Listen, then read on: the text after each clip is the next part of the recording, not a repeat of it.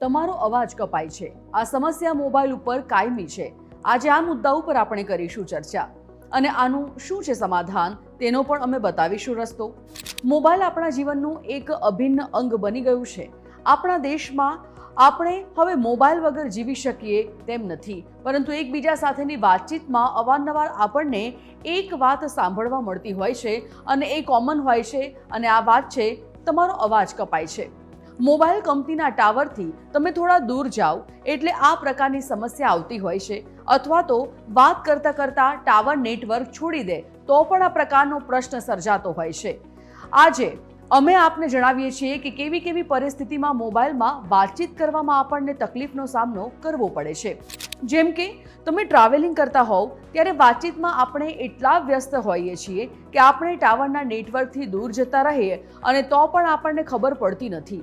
ત્યારે સામેથી અવાજ આવે છે કે તમારો અવાજ આવી નથી રહ્યો, અથવા તો તમારો અવાજ કપાય છે. આપને જણાવી દઈએ કે હાઈવે ઉપર તમે ઢાળ ચડતા હોવ ત્યારે અવાજ કપાય છે, જેવા ઢાળ ઉતરો છો ત્યારે પણ વાતચીતમાં તકલીફ થાય છે.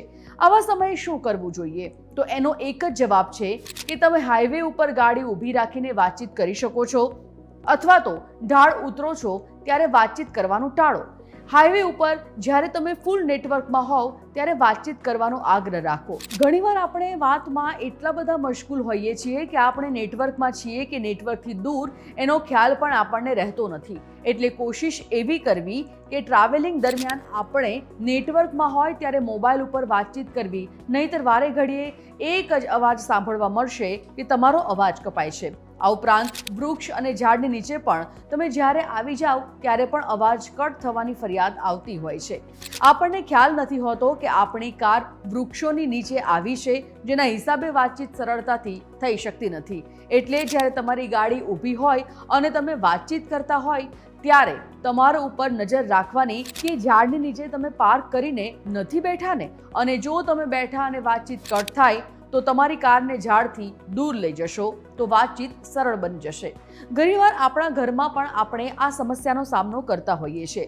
ઘરના એક છેડે નેટવર્ક પરફેક્ટ આવતું હોય છે તો ઘરના બીજા છેડે નેટવર્ક પહોંચી શકતું નથી.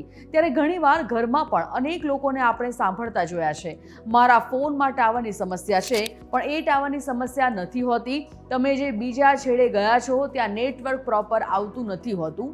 અને હા, આપણે ઘણીવાર ઘરમાં ચાલતા ચાલતા વાત કરવાની પણ ટેવ હોય છે.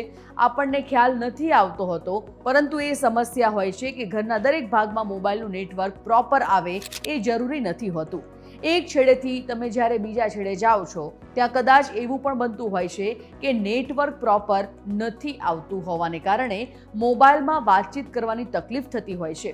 ઘરમાં આપણે એ ધ્યાન રાખવું પડશે કે જ્યાં નેટવર્ક પ્રોપર હોય ત્યાં જ મોબાઈલ ઉપર વાતચીત કરવાનો આગ્રહ રાખવો, અને જ્યાં નેટવર્ક ઓછું હોય ત્યાં વાઈફાઈ ઇન્ટરનેટની સુવિધાથી વોટ્સએપ કોલનો આગ્રહ રાખવો, જેનાથી ઘરમાં પણ તમને મોબાઈલની સમસ્યા નહીં સર્જાય. આજે અમે તમને મોબાઈલમાં વાતચીત કરવા માટે સર્જાતી સમસ્યાનું સમાધાન બતાવ્યું.